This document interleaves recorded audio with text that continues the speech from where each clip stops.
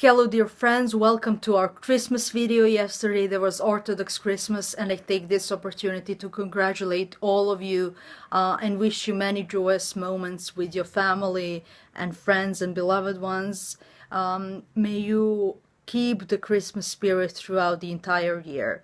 This is why I dedicate this video to living together, and I will share some tips that help me live in a more harmonious life with people around me and people that matter to me a lot. So let's start. First of all, I believe that when we start seeing that everybody we meet in our life and everybody we collaborate with and encounter with actually in our life is looking for love, it helps us grow tremendously.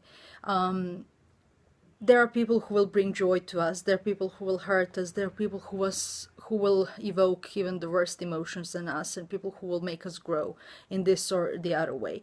And when we start seeing that people around us are looking for love, but probably their definition of collaboration and of unity is different than ours, then we start to appreciate those opportunities for growth. And actually we try and we make it possible to see that we are on the same kind of side, and we are able to create consensus and to cope better even when somebody tries to hurt us, because we look from the common ground. We look in that person somebody who needs acceptance, somebody who looks for healing, and somebody who wants to tell us something in the best, and they do it in the best way they can, but unfortunately they're not capable of doing it in the way that works for us, in the way that we want it. But actually it happens that we receive the message in the way we need it. So this is a big difference. And when I realized that, it changed my life recently. I read about that. Everybody is looking for love, and everybody we meet looks for love in one way or the other. The second thing that helped me live better with people around me is figuring out how much personal space I need. I like to think of myself as very self-reliant woman, as somebody who likes to solve challenges by thinking about them and by working on them. And usually I start strategizing on my own, and I figure out methodology to work on, and of course I create alliances, I create partnerships, I work with my teams, but actually the most important thing for me is to work out something on my own, and then to come into the big world with what I discovered.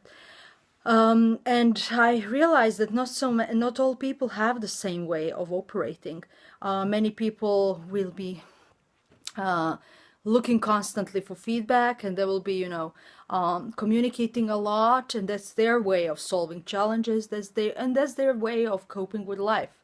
And I realized to appreciate that. There are people who will ask you a lot of questions. There are people who will be uncertain about their next step, and in a way, depending on the interaction you have, maybe sometimes one sentence you tell them will change their life completely, and maybe help them build self-confidence, or teach them how to stop being insecure in a way. I'm just using one of the examples. And I think when it comes to relationships such as marriage, and of course relationships between family members, especially let's say siblings, where you share the room, you share certain facilities, it's extremely important that you have a space which is only your own. Something I read from Virginia Woolf, and I always relied on: a woman needs to have a room of her own. I strongly believe in that, and I strongly believe that if we keep a space for ourselves that is just our own, we will be able to contribute to the world, to relationships with people around us in a more meaningful way. And the third thing that helped me live more easily with others is seeing that I start reacting in different and better ways in situations that are happening again and again. I'm somebody who is extremely interested in leadership, in management thinking, in psychology of success, in actually how technology changes our behavior as well. And the big discovery for me was when I realized that I'm capable of reacting in a better, more useful way in same situations. And this is something that changed my life. And I realized to my disappointment that not all people around me are capable of mastering their emotions. So I started to react in a more environmentally friendly way, in a healthier way for our relationship, when they did something that, changed my emotion. I love that. I think Eckhart Tolle was talking about that, how actually people don't do things to us. It is actually that we cause the reaction in ourselves. And when I was actually reacting in a different way in similar situations with let's say, same family member, I realized that I got some other wisdom.